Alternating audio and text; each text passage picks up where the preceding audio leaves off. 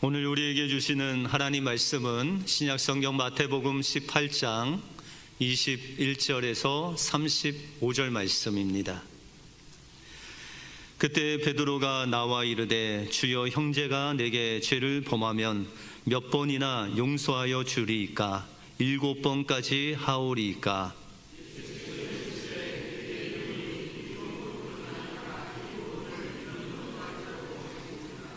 그러므로 천국은 그 종들과 결산하려 하던 어떤 임금과 같으니,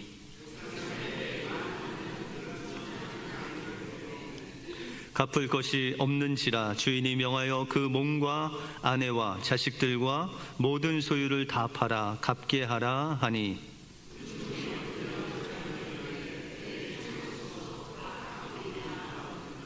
그 종의 주인이 불쌍히 여겨 놓아 보내며 그 빚을 탕감하여 주었더니,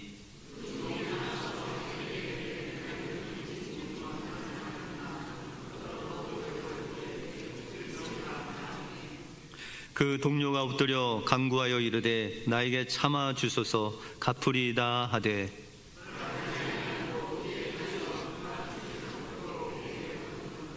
그 동료들이 그것을 보고 몹시 딱하게 여겨 주인에게 가서 그 일을 다 알리니,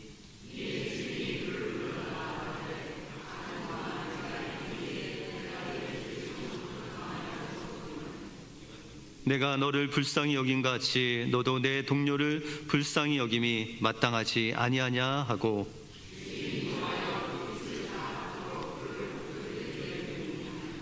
같이 읽겠습니다. 너희가 각각 마음으로부터 형제를 용서하지 아니하면 나의 하늘 아버지께서도 너희에게 이와 같이 하시리라.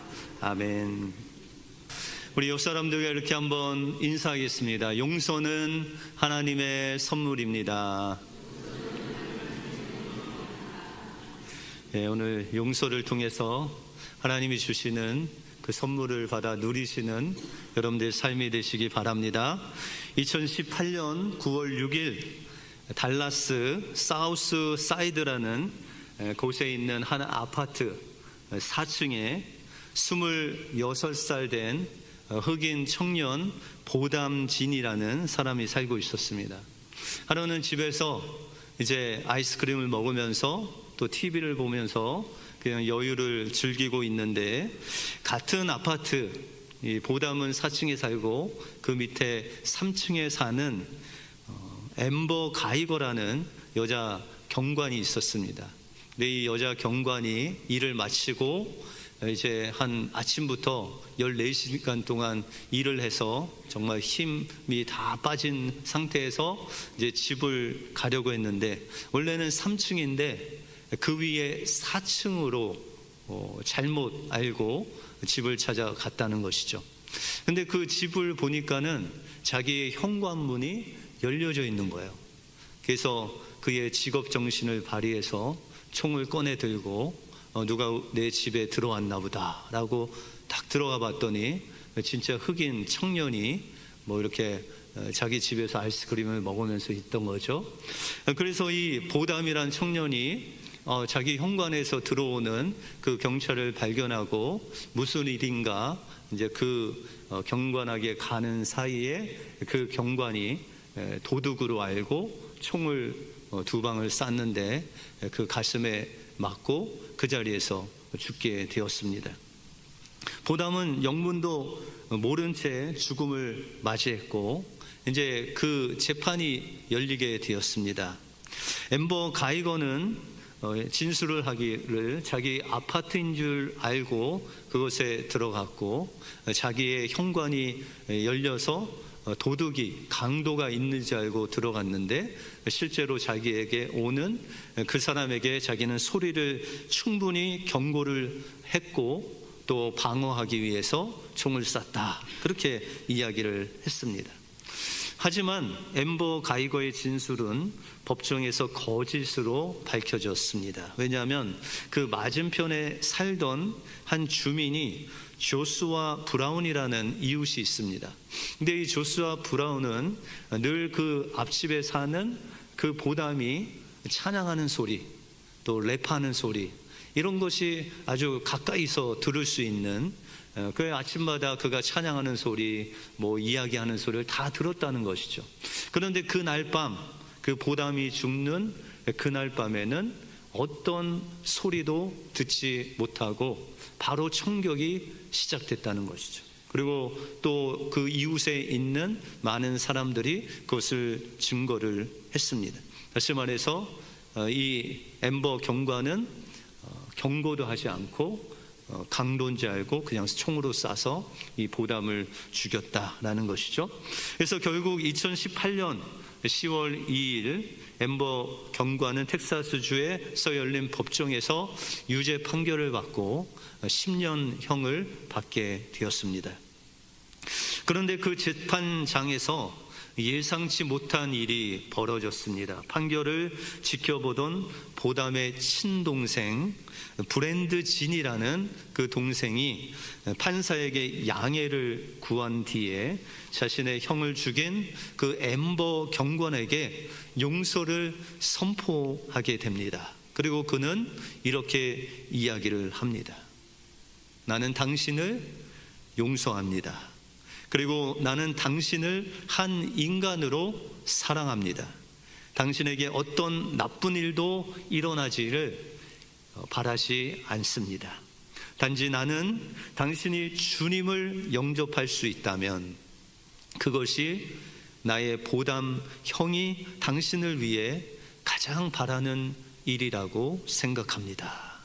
브랜드 진은 이 말과 함께 엠버 가이거에게 다가가서 재판장의 양해를 얻고 포옹을 하게 됩니다. 그리고 둘은 소리 없이 몇 분간 눈물을 흘리게 됩니다. 이를 지켜보던 판사 태미 캠프도 눈물을 흘리는 살인자에게 다가가서 성경책을 전해줍니다. 사진 봤나요? 예. 이렇게 보담의 동생과 그 살인자와 뒤에 보시면 태미 캠프라는 재판장 이름이 나오죠. 그래서 그가 이렇게 눈물을 흘리던 살인자에게 다가가서 성경책을 주고 두 팔을 안고 작은 소리로 이 경관이 주님을 영접할 수 있도록 기도해 주었다라는 것이죠. 믿기지 않는 놀라운 기적의 장면이 연출된 것입니다. 다시 말해서 우리의 힘이 아닌 하나님의 은혜로 용서를 하게 되었다라는 것입니다.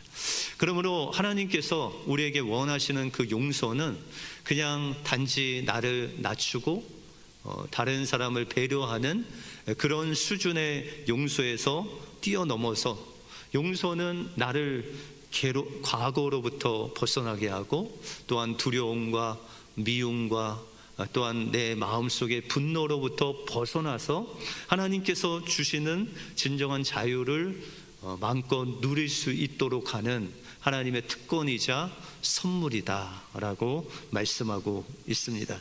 그러므로 때때로 우리의 삶 속에서 어려운 용서해야 되는 그런 상황이 올 때 하나님의 그 사랑을 기억하고 주님의 사랑을 베풀어 용서하심으로 하나님께서 주시는 세상이 줄 수 없는 진정한 자유와 또 기쁨을 누리시는 여러분들의 삶이 되시길 주님의 이름으로 축원드립니다. 오늘 말씀을 통해서 주님이 말씀하시는 용서가 무엇이고 또한 우리가 용서할 때 하나님께서 우리에게 주시는 용서의 축복, 용서의 선물이 무엇인지 오늘 본문을 통해서 살펴보겠습니다.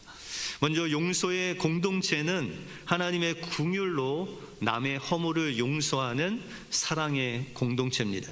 오늘 본문 앞부분에 보시면 우리가 지난주에 살펴보았던 섬김의 그런 천국에서 누가 크냐? 예수님께서는 서로 섬기고 으뜸이 되고자 하는 자는 그 종이 되어야 된다라고 그렇게 말씀하시죠. 이런 배경하에 오늘 베드로가 예수님께 용서에 대한 질문을 합니다. 오늘 21절에 보시면 21절을 한번 같이 읽어볼까요? 시작. 그때에 베드로가 나와 이르되 주여 형제가 내게 죄를 범하면 몇 번이나 용서하여 주리이까 7번까지 하루오리까.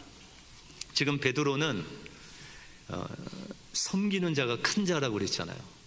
그래서 용서를 많이 하면 내가 천국에서 커지겠구나. 그래서 예수님께 칭찬을 받으려고 지금 용서하는 것에서 말하면서 내가 7번까지 용서하오리까 그렇게 자랑을 하고 있는 겁니다.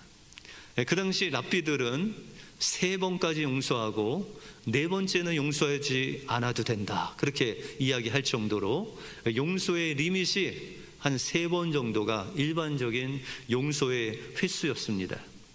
여러분들 자녀 잘못하면 몇 번 용서해 주세요? 예.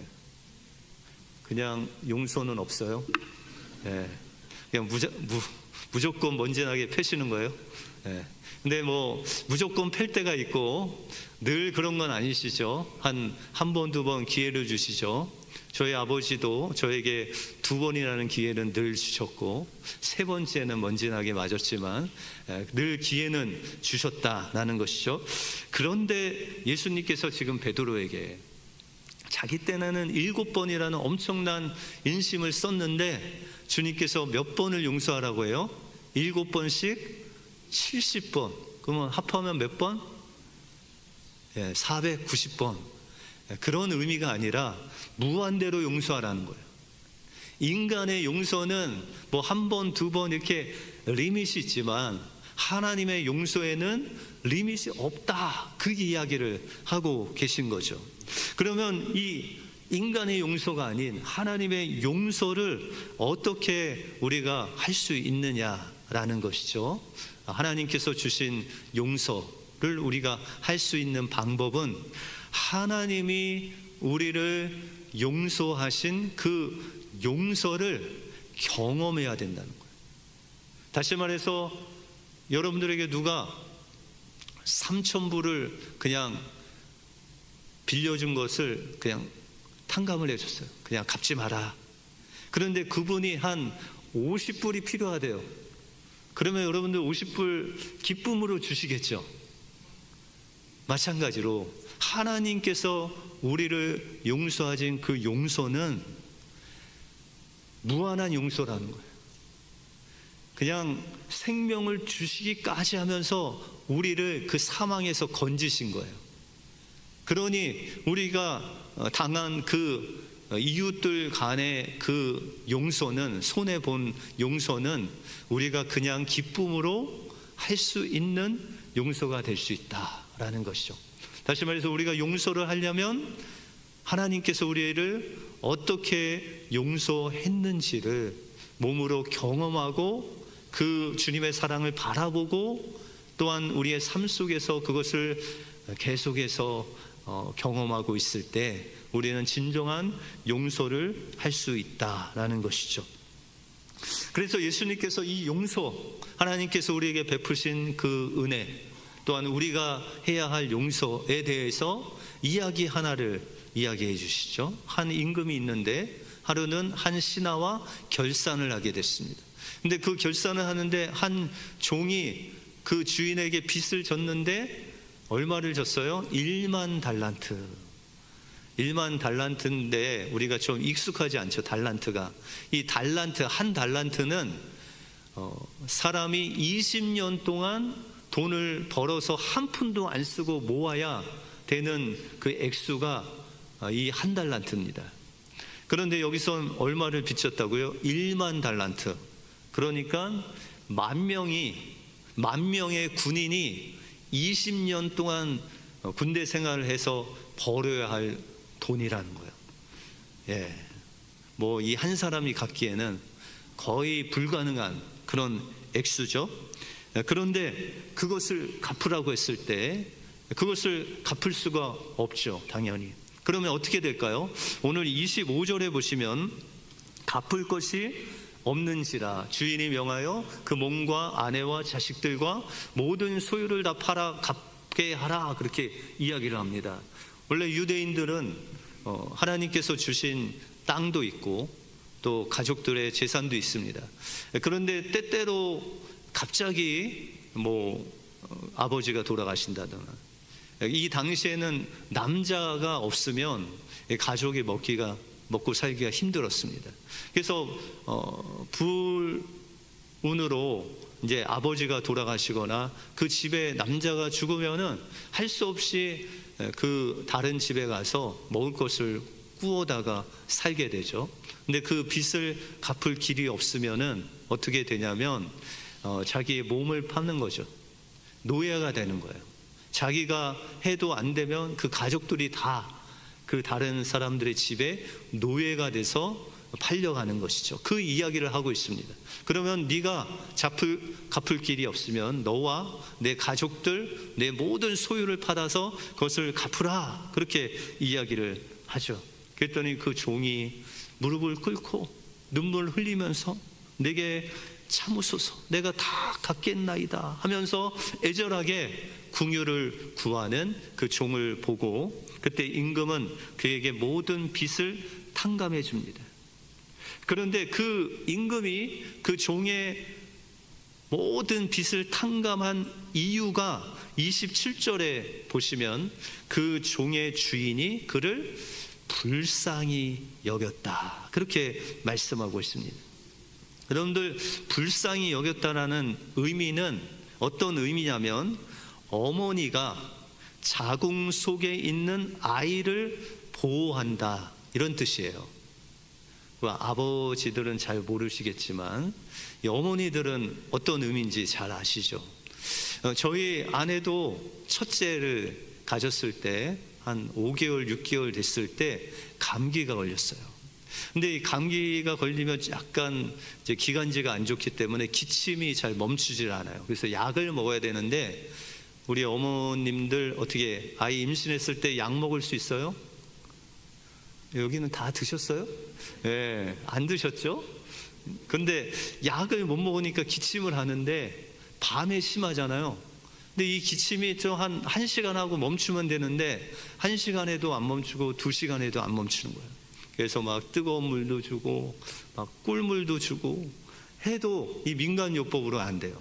그래서 꼬박 밤을 새도록 그렇게 기침을 하다가 중간에 울기도 하고 뭐 그러다가 하여튼 새벽이 지나고 아침이 돼서 겨우 기침이 이제 멈췄습니다. 여러분, 이것이 바로 아이를 보호하려는 어머니의 사랑이죠. 이게 궁율이라는 뜻이에요. 여러분들, 어머니 중에서 이런 경험 한 번 안 하신 분 한 분도 없죠. 자녀를 낳으셨다면. 그런데 이 임금이 신하를 용서해주고 빚을 탕감한 그 마음이 이런 마음으로 용서를 해 주었다라는 것이죠. 하나님께서도 우리의 이 죄를 용서해 주시기 위해서 하나밖에 없는 독생자 예수를 십자가에 내어 주셨죠.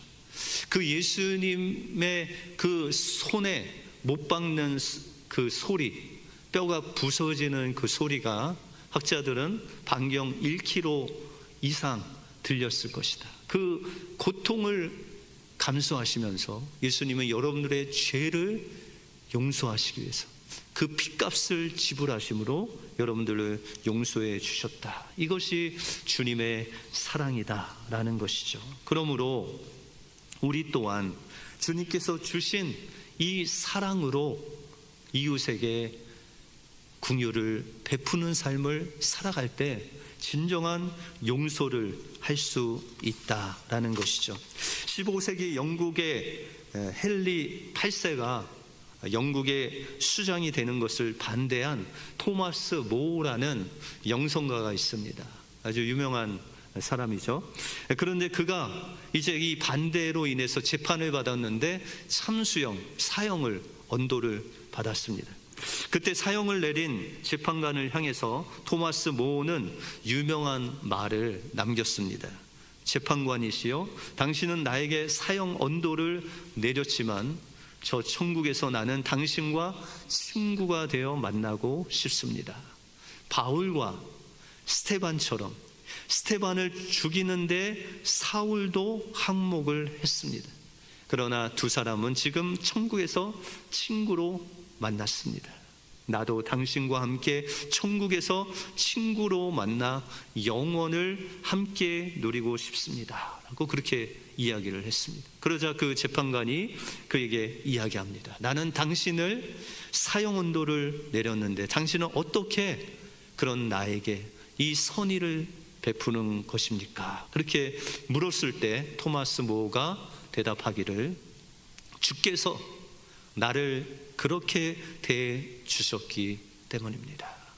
그가 그를 용서할 뿐만 아니라 그를 천국으로 그렇게 인도한 것은 바로 하나님이 사형 언도를 받은 우리들을 용서하시고 우리들을 사망에서 생명으로 인도하신 그 주님의 사랑이 이미 경험했기 때문에 그 경험으로, 그 사랑으로 나는 당신을 용서합니다. 그렇게 이야기를 한 것입니다.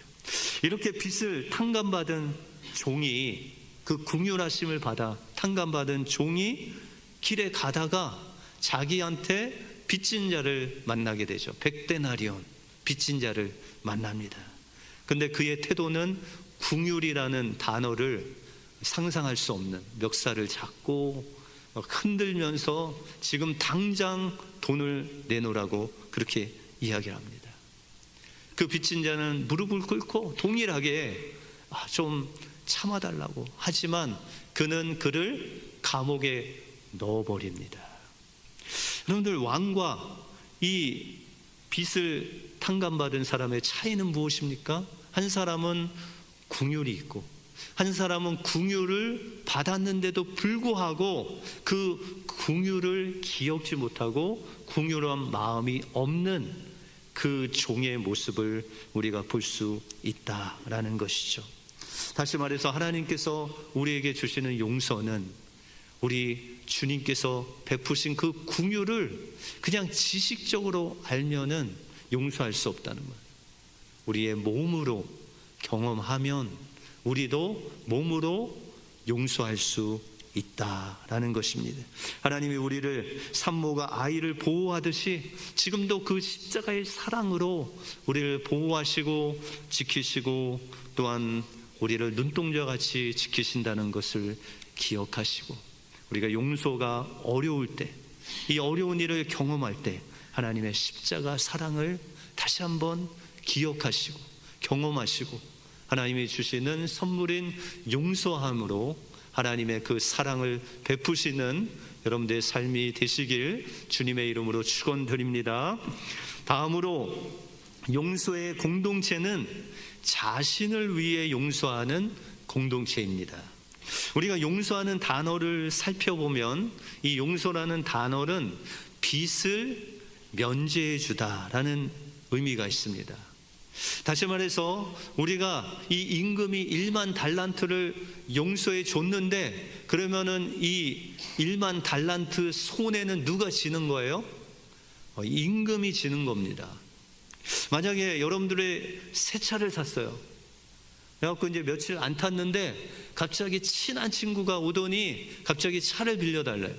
급한 일이 있는데 차 좀 쓰자는 거예요. 요 앞에 갔다 오겠다는 거예요. 그런데 그 친구가 차를 갖고 왔는데 하필이면 오늘같이 비 오는 날에 빗길에 미끄러져서 사고가 났어요.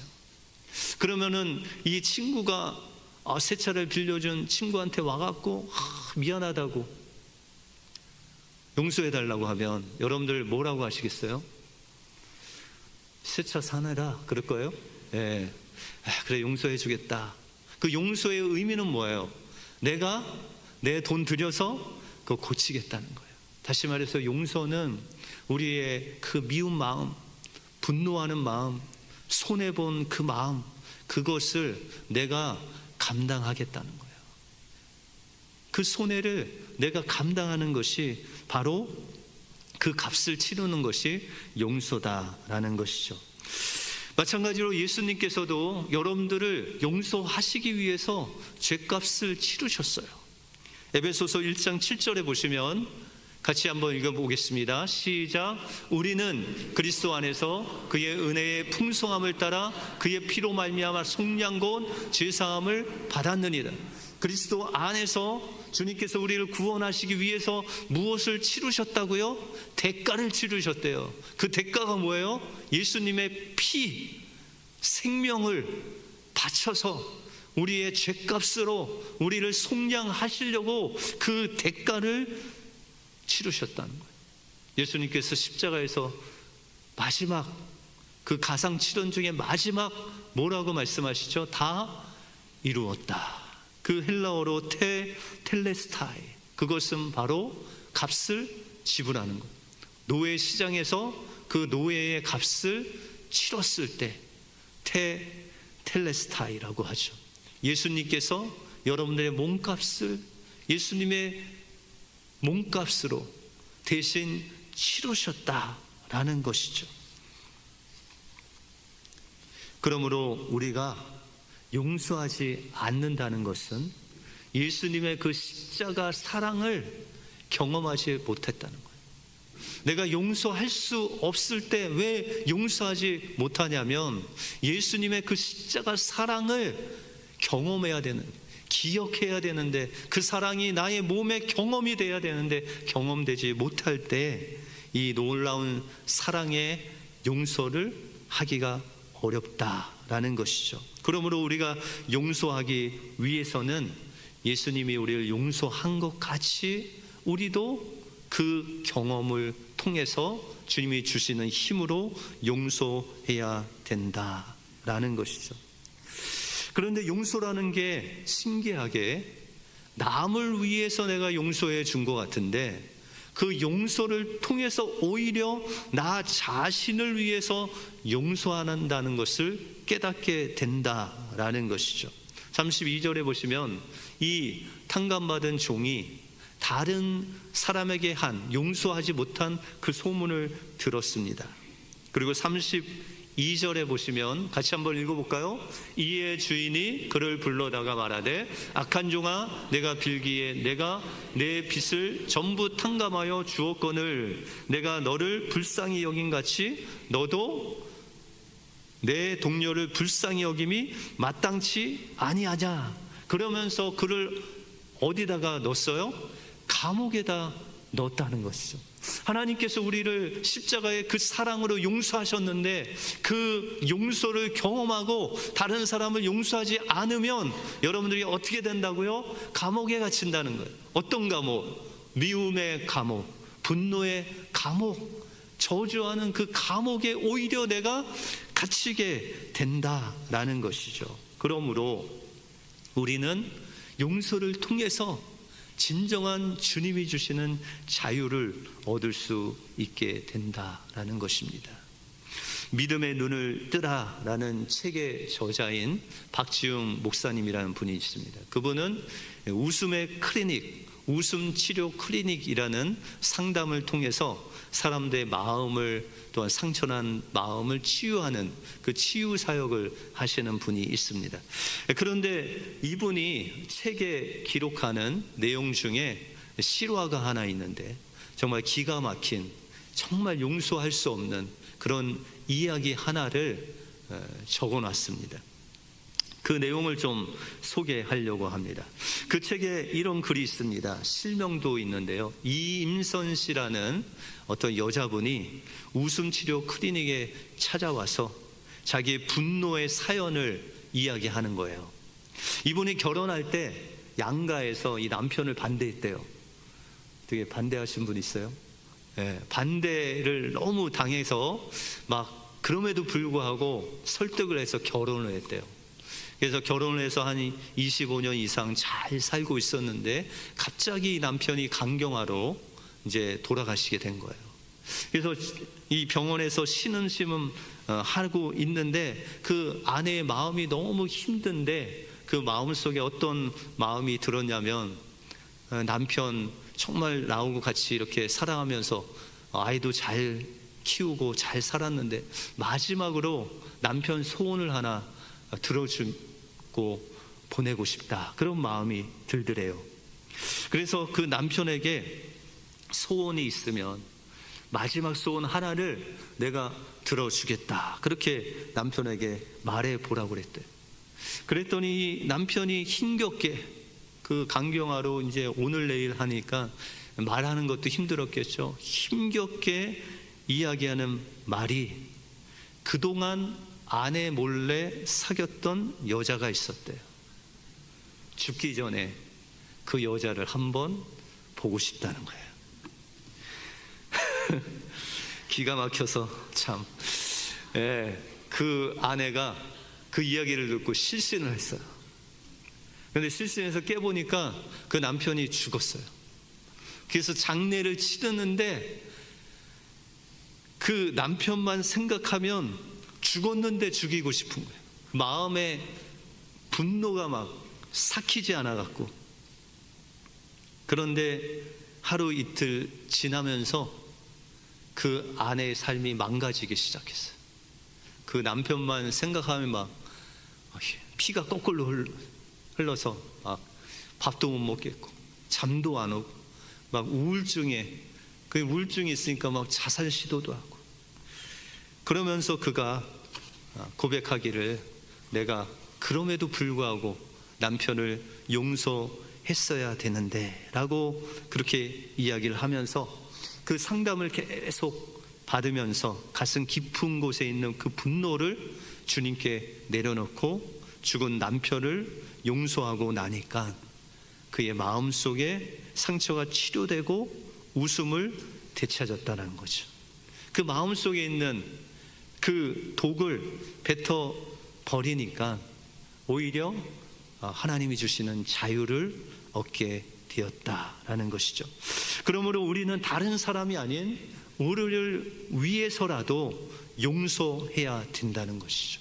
한순간 총에 맞아 죽은 그 보담을 생각하는 그 동생이 형의 마음으로 그 형을 죽인 그 엠버 경관을 주님의 이름으로 용서하고 심지어는 그를 주님께로 전도하고 인도할 때 그 마음속에 분노와 미움이 멈추고 하나님이 주시는 진정한 평화가 임하듯이 우리의 삶 속에서 때로는 정말 용서할 수 없는 기가 막힌 일이 우리의 삶 속에 일어날지라도 주님께서 십자가에서 피 흘려 죽으신 그 사랑, 그 희생과 우리와 비교할 수 없는 그 놀라운 은혜를 다시 한번 기억하고 주님께서 원수를 사랑하며 그를 위하여 기도하라. 이것이 용서의 비결입니다. 용서할 수 없을 때 주님을 생각하면서 그를 위해서 기도하고 축복할 때 사울이라는 청년이 스데반 집사님이 죽일 때 한몫을 했는데 스데반 집사님은 그를 향해서 어떻게 기도했어요?